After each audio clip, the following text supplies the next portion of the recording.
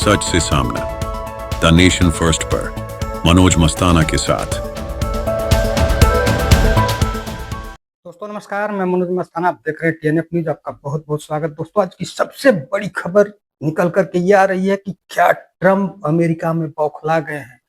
क्या ट्रंप ऐसी कोई उल्टी सीधी हरकत करने जा रहे हैं जिसका खामियाजा उनको भुगतना पड़ेगा। पहले ही ट्रंप अपने देश में घिर चुके हैं विपक्ष और अपने पार्टी के नेताओं के द्वारा, क्योंकि किसी का मन ईरान से सीधे तौर पर जंग लड़ने का नहीं था। जिसे ट्रंप ने जिस जंग को छेड़ दिया उसके बाद से ट्रंप फंस गए हैं।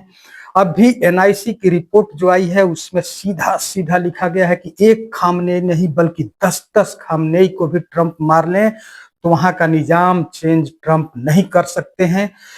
ये बहुत बड़ी ब्रेकिंग निकल करके आ रही है दोस्तों, लेकिन मैं इस खबर के विस्तार में जाऊं, आपको विस्तार से बताऊं, उससे पहले आप सबसे गुजारिश है कि आप चैनल पर नए हैं तो चैनल को सब्सक्राइब कर लीजिए, बेल आइकन प्रेस कर लीजिए। वीडियो अगर अच्छी लगे तो लाइक शेयर और कमेंट जरूर करिए और साथ ही साथ चैनल को ज्वाइन जरूर करिए। दोस्तों आइए अब खबर की तरफ बढ़ते हैं। खबर ये निकल करके आ रही है, आज वाशिंगटन पोस्ट में, जो अमेरिका का बड़ा अखबार है वाशिंगटन पोस्ट, उसमें एक एनआईसी के हवाले से एक खबर छपी है कि एक नहीं 10-10 खामनेई भी ट्रंप मार लें तो भी वहां के निजाम नहीं बदल सकते हैं, ईरान का निजाम नहीं बदल सकते हैं।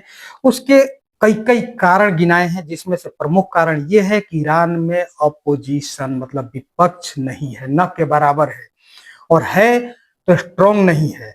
अब बिना विपक्ष के आप निजाम नहीं बदल सकते हैं। दूसरी बात कि वहां की जो आर्मी है, ईरान की जो आर्मी है, वो आर्मी इस्लामिक आर्मी है, एक धर्म विशेष की आर्मी है, उससे इस तरह की आवाज नहीं हो सकती है। दूसरी बात कि ईरान इतना स्ट्रांग है, इसके अलावे जो वहां के लगभग ईरान के 2 करोड़ यूथ जो है, युवा जो है, जिनको मिलिट्री की ट्रेनिंग दी गई है, वो फिलहाल फौज में नहीं है और सब खामनेई को सपोर्ट करते हैं, खामनेई की सत्ता को सपोर्ट करते हैं। इसलिए ये रीजन है कि ट्रंप निजाम ईरान में नहीं बदल सकते हैं।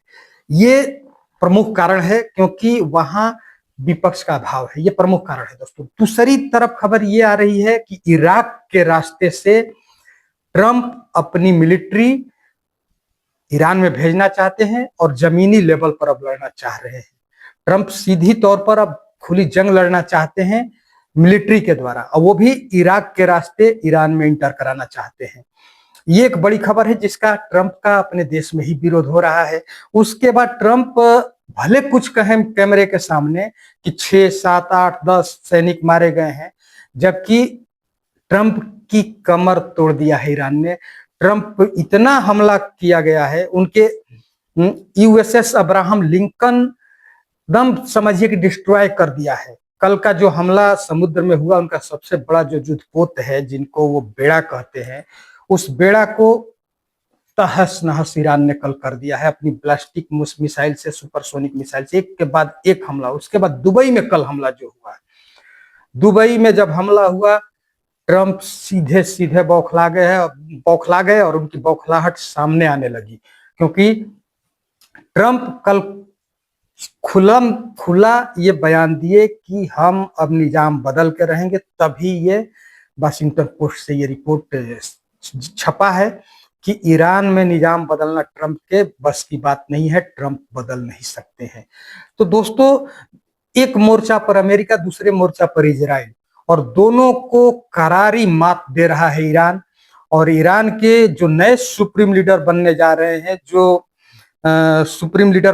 हैं, मुज्तबा खामनेई, जो इनके बेटे हैं, दूसरे बेटे हैं अयातुल्ला अली खामनेई के, और वो बनने जा रहे हैं। तो आप अंदाजा लगा सकते हैं कि अयातुल्ला अली खामनेई का अगर 20% भी मुज्तबा अली खामनेई के अंदर होगा तो ट्रंप की मंशा पर पानी फिरना ही फिरना है। और ईरान फिलहाल जंग में, कल दुबई में जिस तरह से हमले हुए, अमेरिकी सेंटर को एकदम तहस नहस कर दिया है, खत्म कर दिया है, तबाही मचा करके ईरान ने छोड़ दिया है 2 दिन में। और जस जस दिन बढ़ रहा है दोस्तों, आज 9वां दिन है जंग का, जस जस दिन आगे बढ़ रहा है, जिस जंग को 4 दिन में खत्म करने की बात डोनाल्ड ट्रंप किया करते थे, और पहले दिन ही जब करारा वार ईरान ने देने लगा, उसके बाद से ट्रंप को आकर के कहना पड़ा कि ये जंग अगले 2-4 दिन 8 दिन तक चल सकता है, 1 हफ्ते 2 हफ्ते तक चल सकता है, ये कहना पड़ा।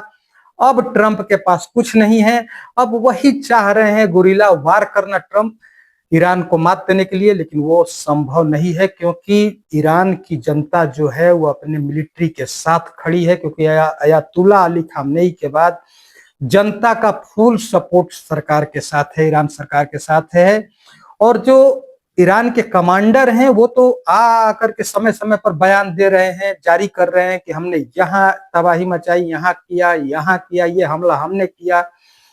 तो ये सारी जो खबरें दोस्तों निकल करके आ रही है, उसमें से कुल मिलाकर के यही खबर निकल करके आ रही है कि किसी भी सूरत में ट्रंप ईरान से जीत नहीं सकते हैं। दूसरा जेरूसलम, हाइफा, इन जगहों पर आपके पूरी तरह से एकदम समझिए कि ये बड़ी सिटी है और वहां पर तबाही मचा करके इस तरह से रखा है कि वहां के नागरिक को बेसमेंट में या बंकर में छुप करके जान बचानी पड़ रही है और लोग बेसमेंट में शरण लिए हुए हैं, बड़ी बड़ी इमारतों के बेसमेंट में जाकर के छुपे हुए हैं लोग।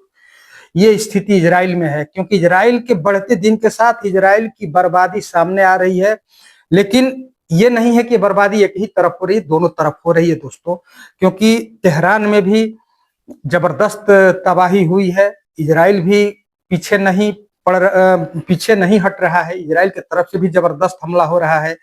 जितनी क्षति इजराइल में हो रही है उससे कम क्षति ईरान में नहीं हो रही है, ईरान में भी क्षति उतना ही हो रही है। तेहरान की चाइना ने सैटेलाइट इमेज जो जारी की, जो आप अभी देख रहे हैं, इसमें देखिए तेहरान में किस तरह से खंडहर खंडहर दिखाई दे रहा है। मतलब तेहरान में भी बहुत ज्यादा क्षति है, ईरान में भी क्षति है और इजराइल में है ही। और साथ ही साथ जो इनका बिजनेस हब था गल्फ कंट्री के अंदर ट्रंप का, वो तो पूरी तरह से शटर डाउन हो गया है क्योंकि उनको ईरान ने तबाह कर दिया है।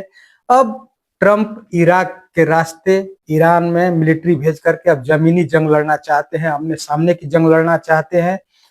तो उसमें भी ईरान में ये सफल नहीं होंगे क्योंकि एनआईसी ने यह भी कहा है कि उसमें भी अगर ट्रंप किसी भी तरह ईरान में अपनी सैनिक भेज भी देते हैं तो ईरान से जीतना उनके लिए टेढ़ी खीर है, ये जीत नहीं पाएंगे क्योंकि ईरान में 2 करोड़ यूथ ऐसे हैं जिनको मिलिट्री ट्रेनिंग पहले से दी जा चुकी है, खामनेई दे चुके हैं और पूरी जनता ईरान के साथ खड़ी है। तो वैसे में आप कितने लोगों से जमीनी जंग लड़ सकते हैं। वैसे भी अमेरिका का नुकसान बहुत हुआ है, भले डाटा जारी करे ना करे, लेकिन जहां जहां उसके मिलिट्री बेस थे, एयर बेस थे, वो सबको तबाह कर दिया है। कतर, बहरीन में तो बहुत बड़ा एयरबेस था अमेरिका का, जिसको कल पूरी तरह से मटियामेट ईरान ने कर दिया है। दोस्तों, कल का दिन इतना खराब अमेरिका और इजराइल के लिए था कि कल ही ट्रंप बौखला गए, शाम होते होते कल ट्रंप बौखला गए। उसके बाद से उन्होंने कहा कि हम खत्म कर देंगे, निजाम बदलेंगे और इराक के रास्ते अब मिलिट्री भेजने के फिराक में लगे हुए हैं।